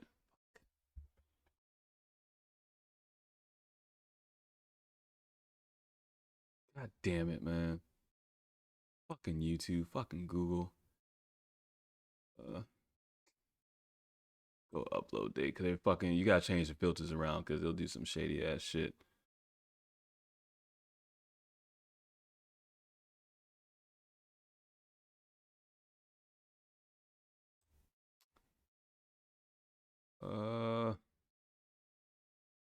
Let's see, this person has it right here.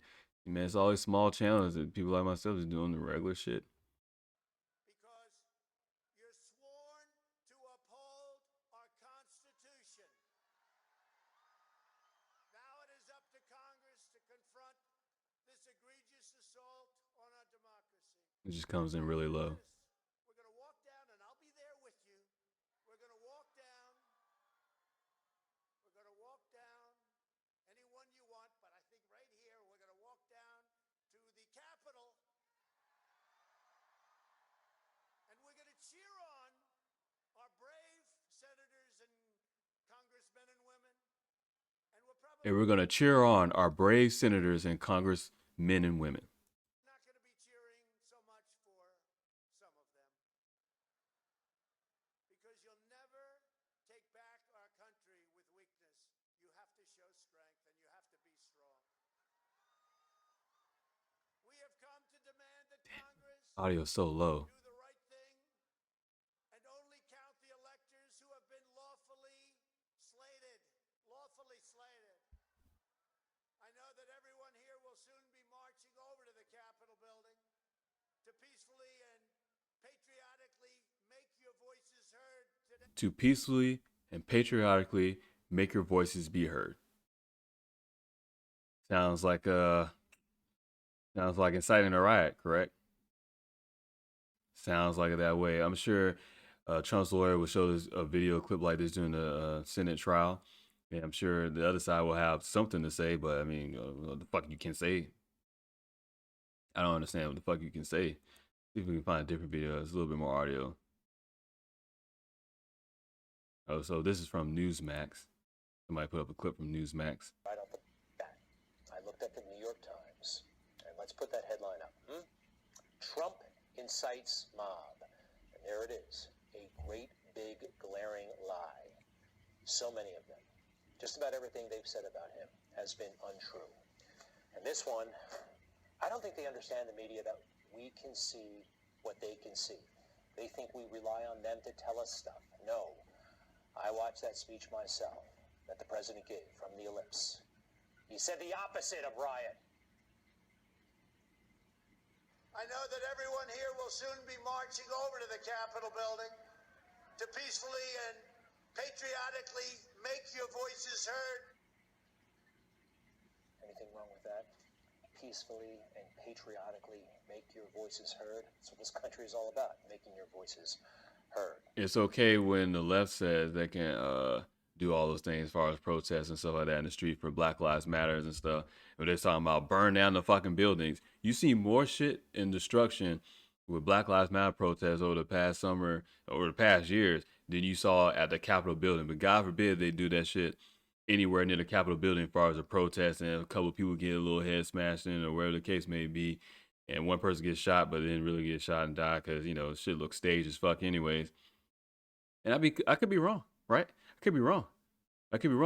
And you probably could say, man, that's fucked up. You know, that person actually died. You can't say things like that. But guess what? I can say things like that because this is freedom of speech.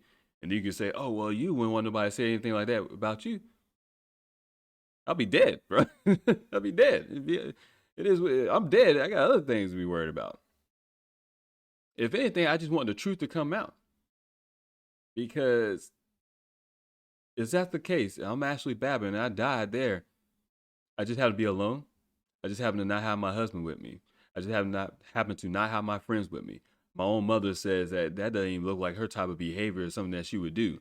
I'm a business owner with my husband and stuff, but don't worry, I'm gonna go to DC by myself. And even if I have friends with me, which I don't think she did, get separated by herself and then try to climb through a window. She's a former Air Force veteran. She knows the same protocols that I do when it comes to riot crowds and stuff like that. She knows at least the same basic fundamentals. And you really think she's gonna climb through a fucking window? But don't worry, because that makes sense. And I'm just a conspiracy theorist, and the shit I say is crazy and delusional, right? Let's go back and see if we can check in on the dumbass shit one more time. Oh, come on, man. Because of this site. They had me paying $163 a month for my new. I bet they did. He refused to commit to a peaceful transition of power. His name's Castro? Here's what he said. Can you give a direct answer? You will accept the election? I have to see. Look, I have to see. No, I'm not going to just say yes. I'm not going to say no. Excerpts, not full context. Sure that there's a peaceful transfer of We want to get rid of the ballots, and you'll have a we'll have a very peaceful. There won't be a transfer, frankly. There'll be a continuation. Senators, the President of the United States said, quote, "There won't be a transition of power. There'll be a continuation." President Trump was given every opportunity to tell his supporters, yes, if I lose, I will peacefully transfer power to the next president. Instead, he told his supporters the only way he could lose the election. Actually, I believe he did say that. He said, yeah, I don't know. He did say it. I think he said it during the fucking, one of the presidential debates. He said, yeah. Because it was like, why won't you say it? It was like, if I lose, I lose. If I lose, I lose. But he was saying, I don't believe I'm going to lose.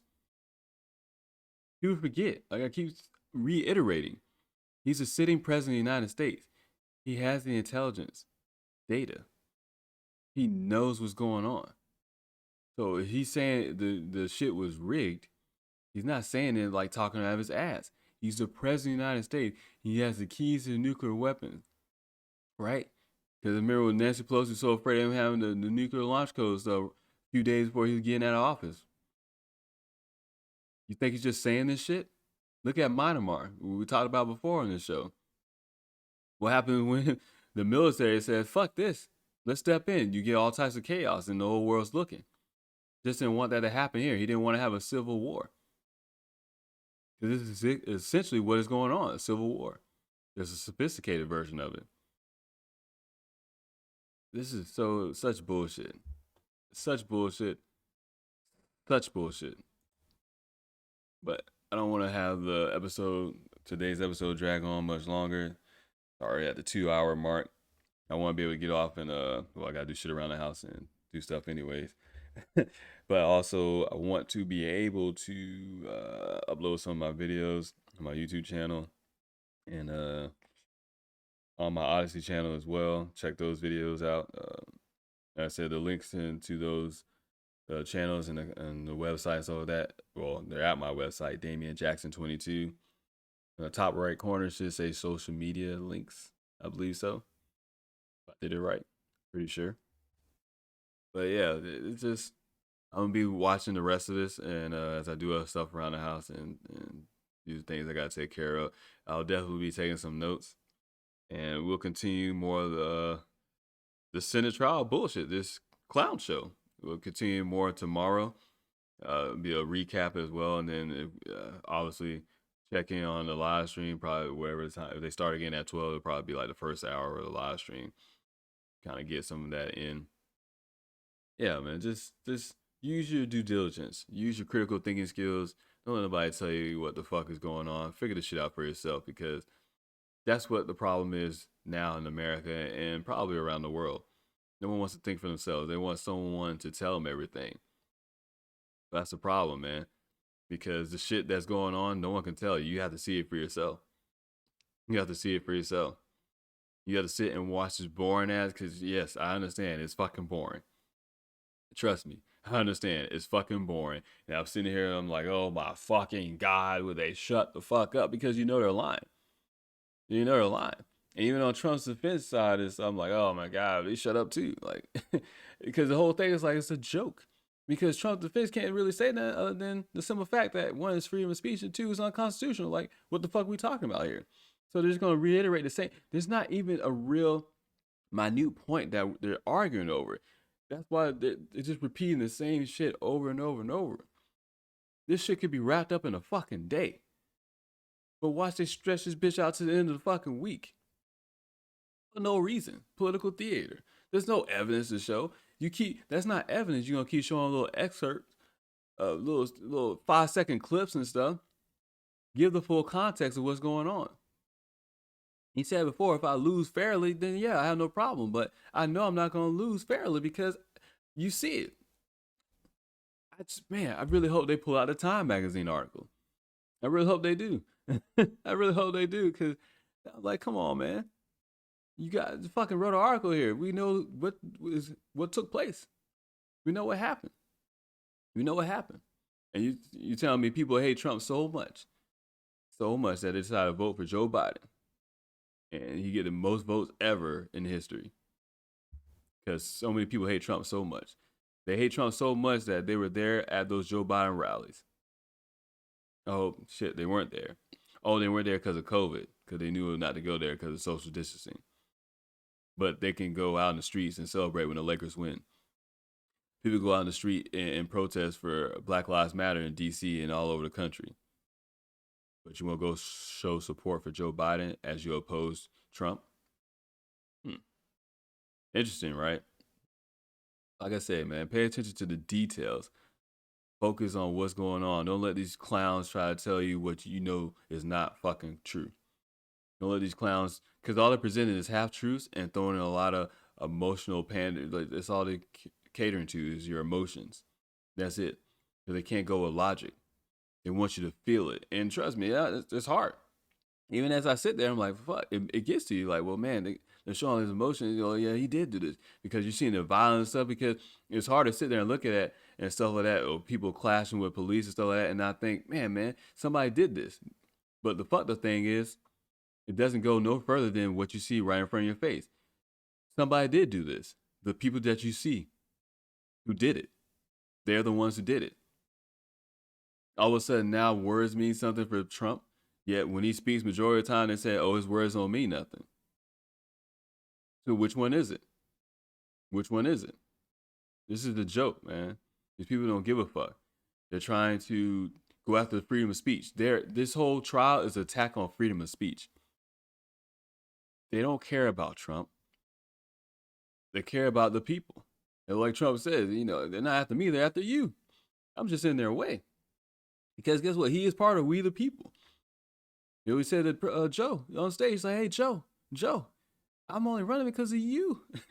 The fucking shit y'all was doing. This is why. And here you are. Here we are. They're worried about freedom of speech because that's the next thing they're trying to take down. They know they can take down freedom of speech. They already got your rights. They locked you up. Told you can't go nowhere. America is so-called the last standing symbolism of freedom around the world. And the rest of the world is watching. The rest of the world is listening to what I'm saying. Hearing that, freedom of speech is on thin ice because they're trying to take that shit down. They don't want people to say certain things. The most rebellious act you could do is speak out. You want to fight? Speak. And that's what Trump was referring to. Speaking. Letting your voice be heard. Fight with your voice. Because they're trying to literally silence us when they tell us to put on masks. They're trying to literally silence us when they tell us we can't go outside. They're trying to literally silence us by shoving money in our face saying, here, take this, take this. That's what you do when you want someone to shut the fuck up. You bribe them. Don't worry, they call it a stimulus package. Oh, man. Anyway, man, before I go on a longer rant, show we back on tomorrow, live stream at 11 a.m. Eastern Standard Time. Check it out if you can. I'll upload the audio version afterwards. Like I said, I'm on D Live. Go ahead and I upload the links. I put the links out to my Gab and Minds and on my website, which is really just a blog site, and then as also on my Twitter account. So check it out if you want to. Also check out the audio version on whatever platform you listen to it, because I forget which fucking platform is it on. I'll definitely be back on tomorrow for a recap, and we'll catch up with what's going on. So until next time.